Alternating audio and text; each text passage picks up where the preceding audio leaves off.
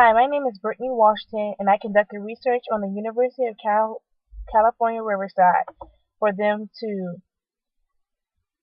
enhance their energy and climate protection. First, they focused on the greenhouse gas emissions. They came up with four projects that they used to conserve energy and enhance climate protection. The first project was Strategic Energy Plan. The second project was Renewing Energy. The third was the behavioral and educational aspect. And the fourth was the Sustainability Action Plan. Then they focused on becoming climate neutral. They decided to attack the water aspect of becoming climate neutral through its buildings and through landscape. On the building aspect, they decided to perform building water audits, test low-flow plumbing fixtures, establish flow standards for water using the fixtures, and install water submetering in buildings. Through landscaping, they decided to reduce portable water used by landscaping by 20%. They integrated 10% of the West Campus with non-portable water and installed water-efficient landscaping. On the site aspect, they completed numerous amount of tasks. They test previous papers to mitigate stormwater, formalize the integrated pest management program, test cool roof products to mitigate heat island effect, reduce synthetic fertilizer purchases to 10% of the total yearly purchases, converted unnecessary turf to ecologically appropriate planting, and they decided to adopt a plan for energy efficient and night sky friendly exterior lighting.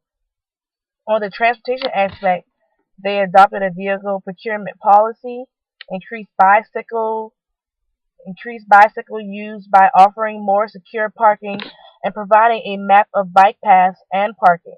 Developed methodologies for including greenhouse gas emissions from student, staff, faculty, commuting, and university-sponsored air travel in the Climate Action Plan. And they also developed programs for remote conferencing. On the recycling and waste management aspect, they developed a comprehensive recycling and waste management plan, developed food waste recycling program for campus facilities, and they developed a construction waste management plan. They also work with vendors to reduce packaging, wanting to divert 75% of waste by 2012 and achieve zero waste by 2020. 100% diversion rate is what they call it. If they wanted to integrate stability into classrooms, they offered a curriculum course and service learning course on sustainability. They developed metrics and tracking mechanisms to gauge progress in the focus area. They created an environmental chair in the Associate Student UCR Senate.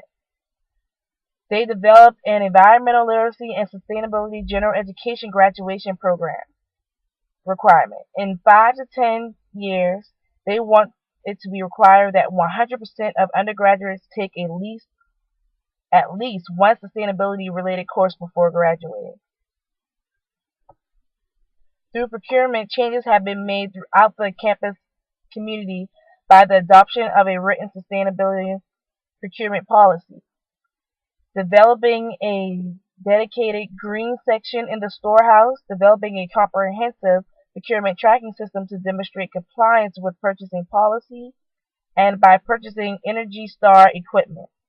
Sustainable carpet productions, 30% recycled content paper, grill sealed certified cleaning products, and EPEAT computers. Through food, they implemented a food waste diversion program, and educational campaign diverted 25%, 75%, and 100% of food waste.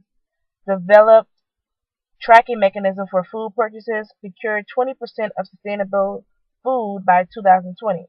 Incorporate social justice guidelines for food policy, procurement decisions, create a community garden, reduce carbon footprint of foods, and develop sustainability guidelines for kitchen equipment.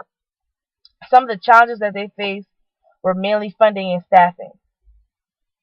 Through funding, they realized it was bad timing. For capital projects, 1 to 2% of the project cost is for LEED Gold. For a program, annual objectives is 250,000 per year through plan phases and maintenance, annual emissions inventory and certification, and also strategic planning. They also have to staff 2.5 to 3 positions. In the fiscal plan, only 2 out of 3 are funded. They need a sustainability coordinator, energy manager, and recycling coordinator. So only 2.5 out of 3 of these will be funded. For the EH&S, 0.5 out of 2 are funded at best. The positions are sustainability director and environmental manager. In facilities, 2 out of 3 are funded, and the sustainability CEQA manager, the sustainability CAQE specialist. In auxiliaries, 1 out of 1 are founded, and that's the sustainability coordinator. Some of the recommendations that they recommend are they wanted to implement recommendations are they want to enhance sustainability website by central clearinghouse for all sustainability information, progress updates, form a calendar of events, course offerings, and related research. The next steps that they wanted to take was to form workshops that would be held all week on each element, have a first annual UCR Sustainability Summit, establish funding strategies paper under development, seek input, make the final adoption, and do strategic planning and funding. So as you can see that they had a lot of research, and you have to do a lot of research in order to figure out how you can actually structure. As you can see, it's not going to be something that can be done overnight. It takes a lot of work. So first you have to develop a plan, build your team, find the funding, and incorporate it into on-campus living. And I think that once Coastal develops a plan and finds their team, everything else will fall into place. Thank you.